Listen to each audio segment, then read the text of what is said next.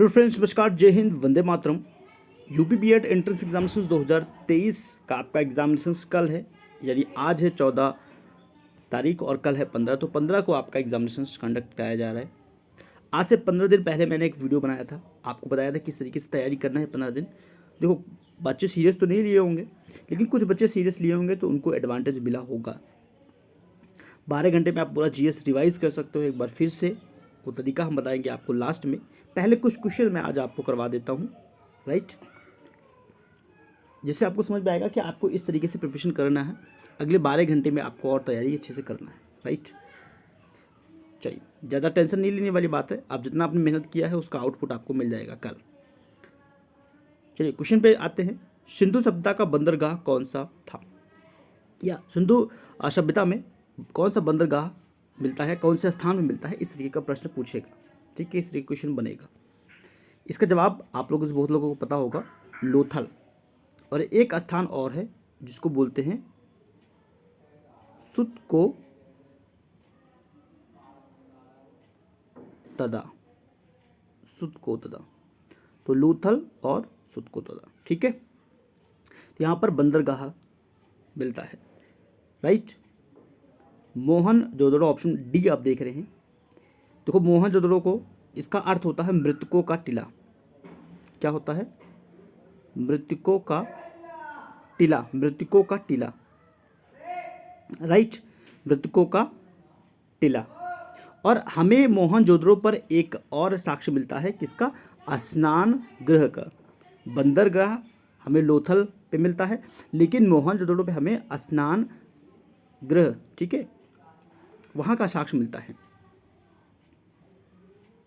इसी प्रकार हमें मेहरगढ़ से गेहूं के प्रमाण मिलते हैं, गेहूं के साक्ष्य मिलते हैं, ठीक है, गेहूं के साक्ष्य या प्रमाण हमें मिलते हैं, राइट, मेहरगढ़ से। और चावल के प्रमाण कहाँ से हमें मिलते हैं या किस स्थान से मिलते हैं? देखो, मेहरगढ़ वाला क्वेश्चन पूछा गया है, लेकिन चावल वाला आज तक मैंने देखा नहीं क्यों पूछा है, लेकिन फिर भी पूछ लेगा तो याद रखिएगा, कोल्डी, कोल्डी हवा, इस स्थान से हमें चावल के साक्ष्य मिलते हैं या इसका प्रमाण मिलता है, राइट। एक ऑप्शन और आप देख रहे हो कि कालीबंगा, कालीबंगा। तो यहाँ से हमें जुते हुए खेत, जुते हुए खेत, इसके साक्ष्य मिलते हैं। काली चूड़ियों के साक्ष्य मिलते हैं, काली चूड़ियों के साक्ष्य में मिलते हैं कालीबंगा से, राइट। तो इस तरीके से सभी प्रश्नों को करते हुए और याद करते हुए आपको चलना है। नेक्स्ट है, हड़प्पा सभ्यता की मोहरों और मुद्राओं, मोहर और मुद्राओं के निर्माण में मुख्य रूप से किस पदार्थ का, किस धातु का प्रयोग किया गया है, इस प्रकार से प्रश्न पूछेगा। तो इसका बहुत बेसिक सा जवाब है सिलघड़ी। क्लास 12 एनसीईआरटी अगर आप पढ़ते हो ना सिंधु घाटी सभ्यता, तो वहाँ पे यहाँ पे दिया होता है कि सिलगड़ी से हमें मोहर और मुद्राओं के निर्माण के साक्ष्य मिलते हैं। हड़प्पा सभ्यता की बात कर रहे हैं, ठीक है। यहाँ से कुछ मुख्यतः क्वेश्चन और बन जाता है, जैसे कि सबसे पहले मनुष्य के द्वारा जो प्रयोग किया गया, सबसे पहले तांबा प्रयोग किया था, ठीक है। तांबा का प्रमाण हमें मिलता है, तांबा, मनुष्यों के द्वारा तांबा का प्रमाण हमें सबसे पहले मिलता है कि मनुष्य ने तांबा का प्रयोग किया था। तांबा से उन्होंने जो हथियार बनाया था वो कुल्हाड़ी था। क्या था डियर? कुल्हाड़ी, कुल्हाड़ी। उन्होंने जो औजार निर्मित किया था तांबा से, वो कुल्हाड़ी था मनुष्यों के द्वारा, राइट। तो इसका प्रमाण मिलता है। अच्छा, एक क्वेश्चन और बन जाता है कि यहाँ क्या तांबा और लोहा में क्यों कन्फ्यूजन होता है? क्योंकि लोहे से क्वेश्चन बनता है कि आर्यों के द्वारा खोजी गई, आर्यों के द्वारा खोजी गई, तो उसमें से ऑप्शन आता है कि आर्यों ने क्या खोजा, तांबा, लोहा या कांसा। तो उन्होंने लोहा धातु खोजा था या उसका प्रयोग किया था, ठीक है, आर्यों ने। तो इस तरीके से ये भी प्रश्न आपको याद रखना है।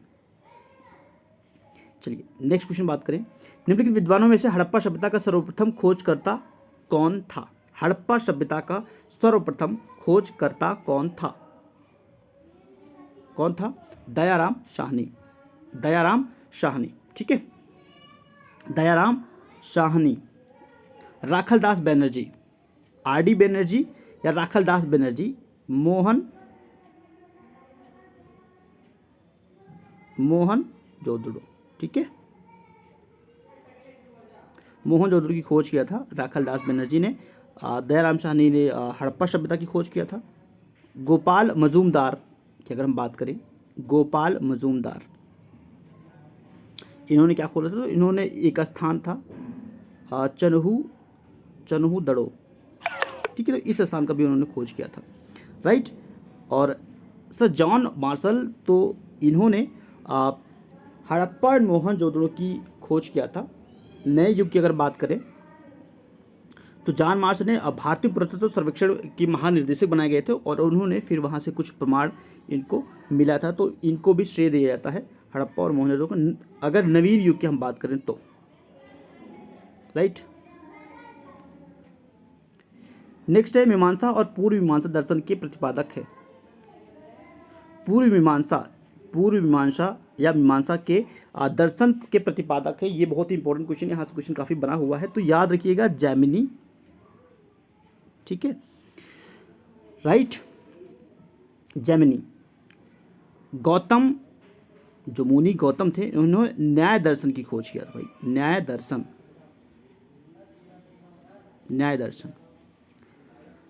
कपिल, मुनि कपिल, इन्होंने सांख्य दर्शन के खोजकर्ता माने जाते हैं। ऑप्शन बी आप देख रहे हैं बद्रायन, इन्होंने उत्तर मीमांसा की खोज किया था, उत्तर मीमांसा के प्रतिपादक है, उत्तर मीमांसा। और जैमिनी जो है वो मीमांसा या पूर्व मीमांसा के दर्शन के प्रतिपादक माने जाते हैं। तो इस तरीके से भी आपको तैयार रखना है। जैसे पतंजलि पूछेगा तो क्या जवाब रहेगा, कमेंट बॉक्स में करिएगा कि पतंजलि ने किसका खोज किया था, इस प्रकार से क्वेश्चन पूछेगा। चलो, उपनिषदों की संख्या कितनी है, बहुत बेसिक से प्रश्न है। उपनिषदों की संख्या कितनी है डियर, उपनिषद कितने हैं, 108। ऐसे प्रश्न तो रट जाना चाहिए। वेदों की संख्या कितनी है, वेद है 4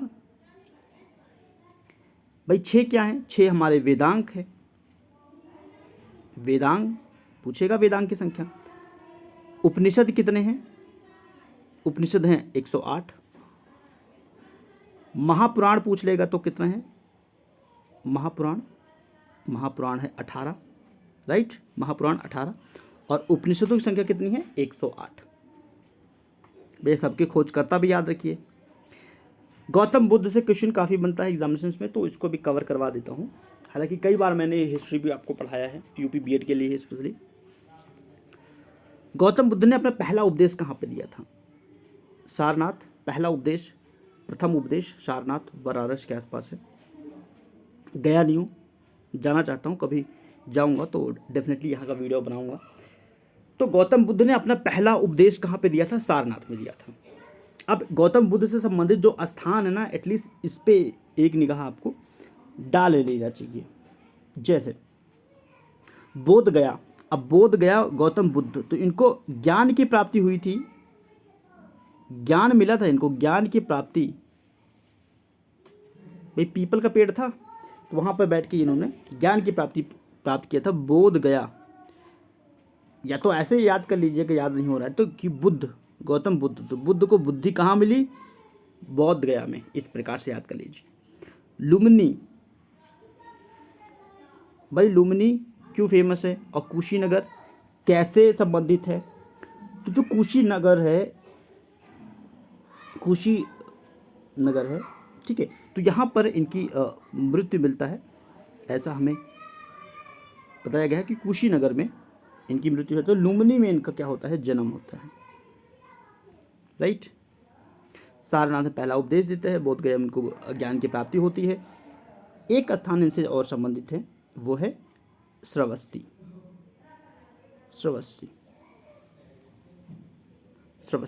श्रावस्ती क्यों फेमस है, क्योंकि गौतम बुद्ध ने सबसे ज़्यादा जो उपदेश दिया था वो श्रावस्ती में दिया था। सबसे ज़्यादा जो उपदेश दिया था गौतम बुद्ध ने वो श्रावस्ती में दिया था। Is that clear.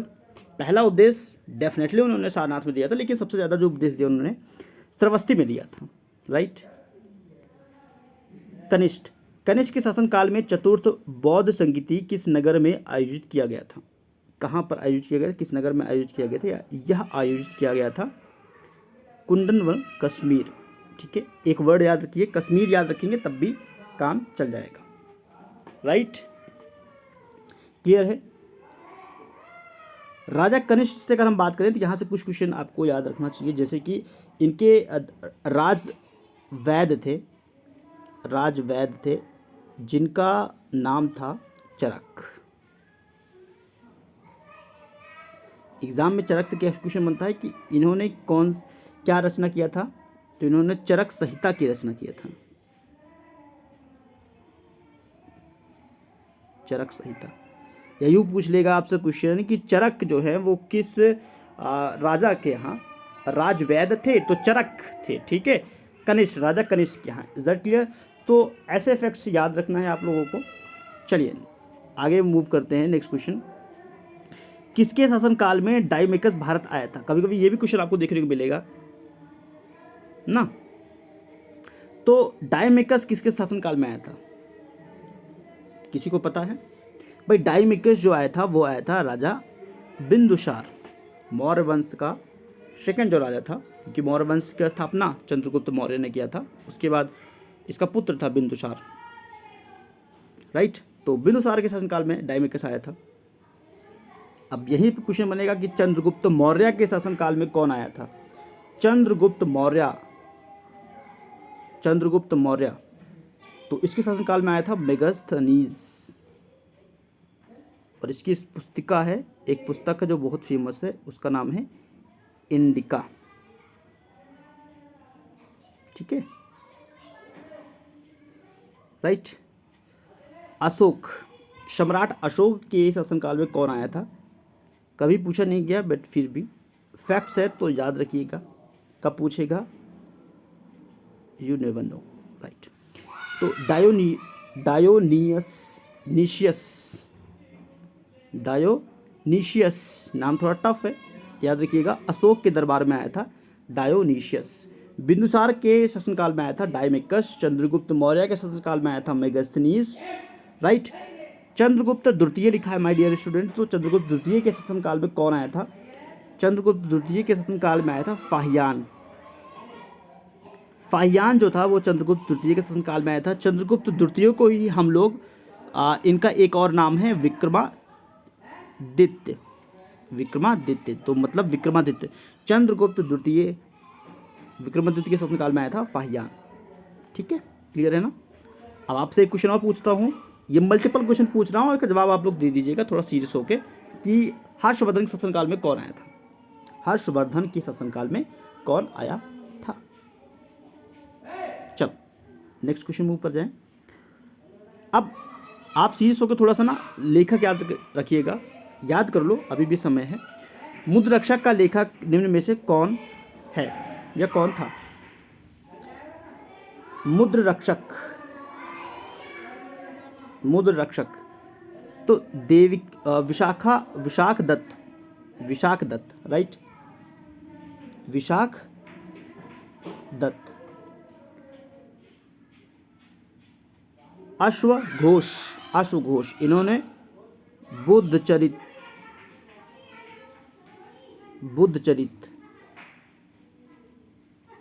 अश्वघोष।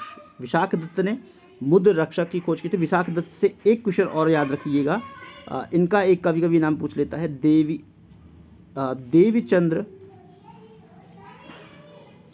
देवीचंद्र गुप्तम। मतलब विशाख दत्त और देवीचंद्र गुप्तम दो नाम याद रखिएगा। विशाख दत्त ने मुद्र रक्षक और देविकी चंद्र गुप्तम इनके लेखक हैं, तो ये नाम याद रखिएगा। बाकी कौटिल्य आप लोग जानते ही हैं। अर्थशास्त्र, इनकी पुस्तक का नाम है अर्थशास्त्र, जिसमें इन्होंने राजनीति के बारे में लिखा है। ठीक है,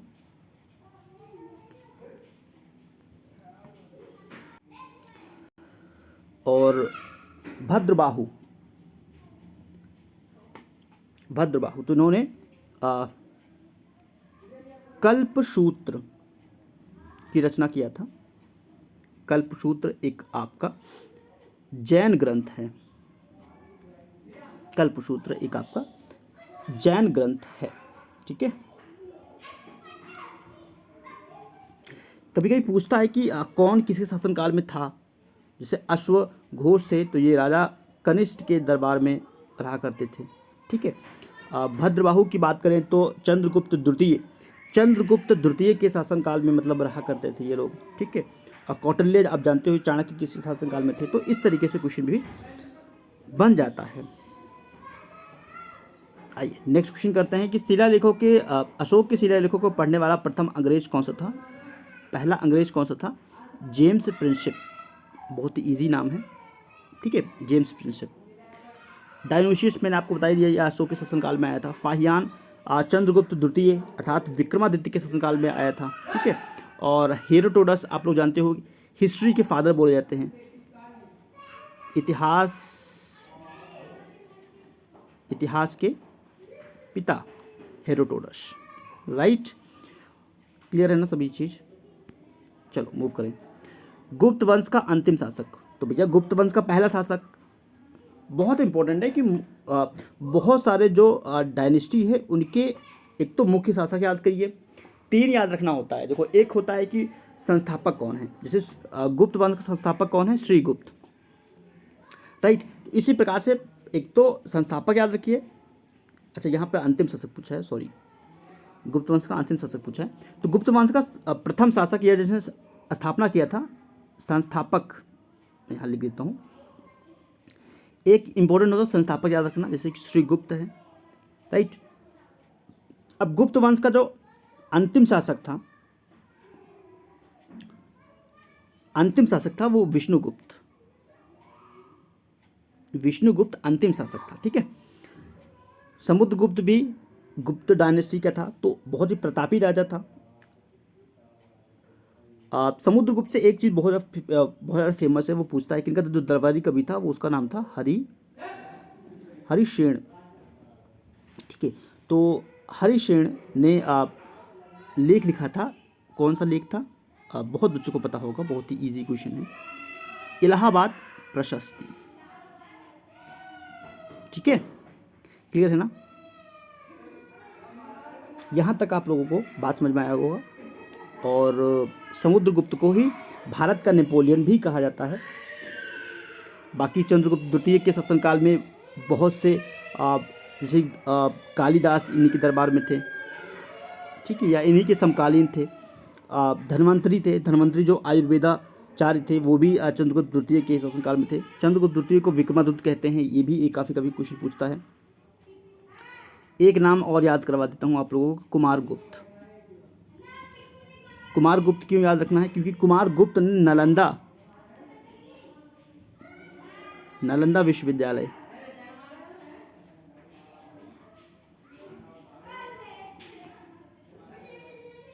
की स्थापना का श्रेय दिया जाता है कुमारगुप्त को। Is that clear? बात समझ में सबको आ गई ना? नालंदा विश्वविद्यालय।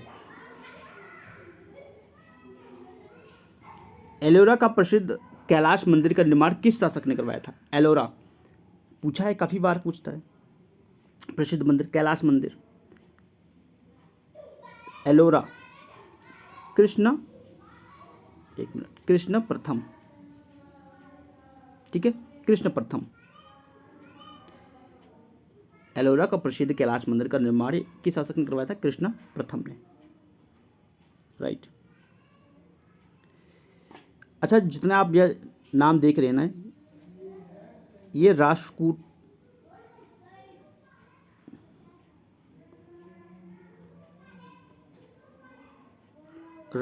के शासक हैं भाई। और इन्हीं शासकों के द्वारा एलिफेंटा, गुहा मंदिर या फिर कैलाश मंदिर का निर्माण करवाया गया था। तो कैलाश मंदिर का स्पेशल जो निर्माण हुआ था वो कृष्ण प्रथम के द्वारा किया गया था। राष्ट्रकूटों का अंतिम जो शासक था वो कृष्ण तृतीय था। ठीक है, राष्ट्रकूटों का संस्थापक जो था वो राजा दंती दुर्ग ने इसकी स्थापना किया था। किसका? राष्ट्रकूट। ठीक है, तो राष्ट्रकूट का प्रथम शासक दंती दुर्ग। ठीक है। महानतम राजा कहलाता है कृष्ण प्रथम, अंतिम शासक है कृष्ण तृतीय, राइट। पाल वंश का बहुत ही प्रतापी राजा धर्मपाल। भाई धर्मपाल को आप लोग क्यों याद करोगे? क्योंकि इन्होंने विक्रमशिला विश्वविद्यालय की निर्माण करवाया था। विश्वविद्यालय, राइट, धर्मपाल ने। चंद्रबरदाई किस वंश के राजकवि थे? चंद्रबरदाई। अब जैसे राजा नंदकू हैं, क्यों याद रखोगे? क्योंकि ये चंदेल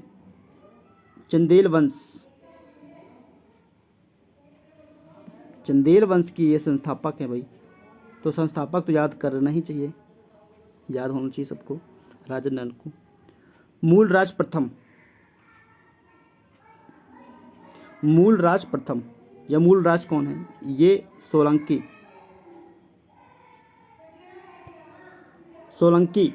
वंश के संस्थापक हैं। सोलंकी वंश के संस्थापक हैं।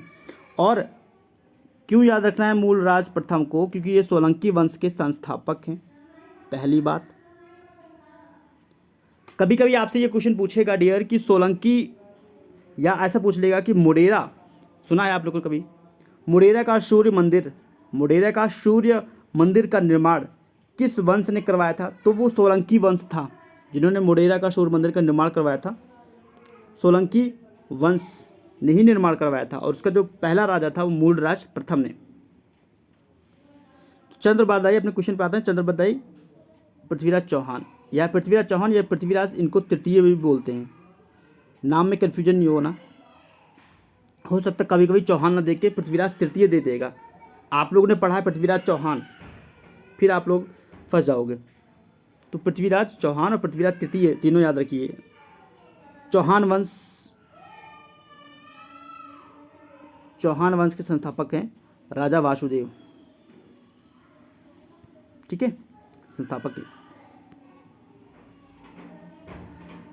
भारत पर 17 बार आक्रमण किसने किया था? बेसिक सा प्रश्न है। 17 बार आक्रमण किसने किया था? गजनी, राइट। उसके बाद गुलाम वंश का संस्थापक कुतुबुद्दीन ऐबक किसका गुलाम था? मोहम्मद गोरी का, राइट। तो ऐसा फैक्ट भाई याद रखिएगा। कुतुब मीनार की 5वीं मंजिल बिजली गिर जाने पर इस पे 5वीं मंजिल का पुनः निर्माण किसने करवाया था? फिरोज शाह तुगलक ने। कुतुबुद्दीन ने स्थापना किया, ठीक है, कुतुब मीनार का, फिर उसको स्टार्ट करवा दिया, लेकिन उसको कंप्लीट करवाया था इल्तुतमिश ने। फिर कुतुब मीनार पे 5वीं मंजिल पे बिजली गिर गई थी, ठीक है। आपको बिजली इतना तेज होता है, अगर घर पे गिर जाता है तो घर भी टूट जाता है, ठीक है। पेड़ पौधे भी गिरते हैं, पेड़ पौधे गिर जाता है। तो आकाशीय जो बिजली होती है बहुत पावरफुल होती है। तो वो आकाशीय बिजली कुतुब मीनार के 5वीं मंजिल पर गिरी। तो उसी 5वीं मंजिल का पुनः निर्माण करवाया था फिरोज शाह तुगलक ने, राइट। क्वेश्चन पूछा जाता है, तो ये चीज़ें मैंने आपको डाउट क्लियर किया। देखो इस तरीके से आपको ना प्रश्न को क्लियर करना है। और अभी आपके पास, अगर मैं कहता हूँ कि अभी आपके पास 12 घंटे हैं, राइट, 12 घंटे हैं। 12 घंटे में पूरा आप रिवाइज कर सकते हो जीएस को। जिस तरीके से मैंने वीडियो बना कर आपको बताया था कि इन टॉपिक्स को कवर कर लीजिए। और जिन बच्चों ने कवर किया होगा वाकई में आप देखोगे आपके मार्क्स अच्छे आए होंगे। और जिन्होंने सीएस नहीं लिया होगा, आप केवल वीडियो के माध्यम से पढ़ रहे हैं, तो आप बहुत ज़्यादा डिसएडवांटेज आपको मिलेगा। आप ये चीज़ देखेंगे, आपको सेल्फ स्टडी बहुत ज़्यादा करना होता है। ये बीएड के लिए नहीं कह रहा हूँ, आप आगे सीटेट देके या किसी भी एग्जामिनेशन में चले जाएंगे, सेल्फ स्टडी सबसे ज़्यादा इम्पोर्टेंट है, ठीक है। ऐसा नहीं है कि कोई टीचर पढ़ा रहा है, क्योंकि मैं भी पढ़ाता हूँ, तो मैं तो ऐसा नहीं बोलना चाहिए मुझे तो यही करना चाहिए कि आप लोगों को यूट्यूब से पढ़ना चाहिए हमेशा। कभी भी ऐसा नहीं करिएगा। एक जेन्युइन सलाह, अगर आप टीचर नहीं समझते हैं, जैसे आप बड़े भाई की तरफ से आप समझिए कि आपको सेल्फ स्टडी करना होता है एग्जामिनेशंस में। तो जीएस की बुक, मैंने बुक्स इसलिए सबसे पहले रिकमेंड कर देता हूँ कि भैया बुक्स परचेज कर लो, और बुक से पढ़ते रहो अपना। अब कल आप देखेंगे कि बहुत सारा पेपर्स, आपका पूरा पेपर्स जो आएगा वो लूसन का जो जीएस है वहाँ से कवर हो जाएगा। करंट अफेयर आप देखेंगे 4 से 5 क्वेश्चन आएगा, उससे ज़्यादा आएगा नहीं। और करंट अफेयर का जो टॉपिक मैंने आपको बताया है उससे ही कम से कम 3 क्वेश्चन आ जाएगा। भैया 1-2 क्वेश्चन जो करंट अफेयर का आएगा तो वो तो कोई भी गारंटी नहीं ले सकता है। आप करंट अफेयर कितनी भी तैयारी करके जाओ वो नहीं बनता है, राइट। लेकिन अगर 5 में से हम 3 करंट अफेयर बना रहे हैं तो हमारा ये सक्सेस रहेगा, राइट। और जो टॉपिक्स मैंने बताया था आपको, आप लोगों को बना के कि करंट अफेयर की इन टॉपिक्स को कवर करो, बाकी करंट अफेयर मत तैयार करो, उससे भी जो सीरियस रहा होगा एडवांटेज उसको ही मिलेगा, राइट। बाकी अपनी प्रिपरेशन जो भी आपने किया है उस पर ट्रस्ट करिए। अभी नर्वस नहीं होना है, डरना नहीं है, कॉन्फिडेंट रहिए कि मैंने जितना पढ़ा है मैं करके आऊँगा पूरा पेपर को। बिल्कुल रिलैक्स होइएगा, ऑप्शंस को एलिमिनेट कीजिएगा हमेशा, चाहे वो रीजनिंग सॉल्व कर रहे हैं, चाहे वो जीएस सॉल्व कर रहे हैं, हिंदी सॉल्व कर रहे हैं, या अपना स्ट्रीम का, ठीक है, साइंस वर्ग का। या फिर अगर देखो एक चीज़ और है कि बच्चे एग्ज़ाम हॉल में क्या होता है, नर्वस हो जाते हैं। अब आप में से बहुत बच्चों को होगा पहला एग्जामिनेशन होगा, तो आप लोग क्या एग्जामिनेशन पे क्या होगा, जो पेपर सेट किस प्रकार से होता है। देखो जैसे कि मान लीजिए 200 क्वेश्चन है डियर, तो पेपर कभी कभी सेटिंग इस प्रकार से कर देते हैं कि आपको ना जो स्टार्टिंग 1-2 कम से कम 20 क्वेश्चन तक ऐसे क्वेश्चन रहेंगे जो आपसे बनेगा नहीं। कभी कभी पेपर इस तरीके से सॉल्व करेगा, 200 में से ना 50 क्वेश्चन ऊपर के ऐसा सेट कर देगा जो आपसे क्वेश्चन बनेगा नहीं। तो होता क्या है, उसमें बच्चे नर्वस हो जाते हो। जब आप नर्वस हो जाओगे तो आपका नर्वस सिस्टम हिल जाएगा, आपका दिमाग काम करेगा नहीं, आप इजी क्वेश्चन को गलत करके आओगे। एक बार क्या करना है, पेपर को ना कोशिश करना है कि 2 से 3 अटेम्प्ट में करना है। 2 से 3 अटेम्प्ट में कैसे, 200 क्वेश्चन को ना डियर जो फटाफट आ रहा है आपको, 1 गो में जो आपको समझ में आ रहा है उसको करिए, बाकी सब छोड़ दीजिए, राइट। और 1 गो एक बार जाने के बाद फिर आप गोला भरिए, दूसरी बार फिर जाइए, ये प्रैक्टिस से आता है, ठीक है। अब जो सबसे लास्ट में जो कठिन रहेगा उस पर अटेम्प्ट देना है। पहले हमें वो वाला क्वेश्चन करना जो हमें एक बार में आता है, सेकंड बार हमें वो चीज़ करना जो हमें थोड़ा टाइम लगेगा, लेकिन हम कर लेंगे, ये हमें कॉन्फिडेंस रहता है। टाइम लगेगा बट मैं इसी को सॉल्व कर लूँगा। तीसरी बार वो क्वेश्चन करते हैं जो टफ लगता है, कोशिश करते हैं, बनता है तो बनता है, नहीं तो फिर छोड़ के चले आते हैं, राइट। क्योंकि नेगेटिव मार्किंग है, ज़्यादा तुक्का मत मारिएगा, अदरवाइज सब कुछ चौपट कर लोगे। आई थिंक वीडियो यूजफुल रहा होगा, तैयारी करिएगा, नर्वस नहीं होना है, किसी को डरना नहीं है। बेस्ट ऑफ लक, धन्यवाद।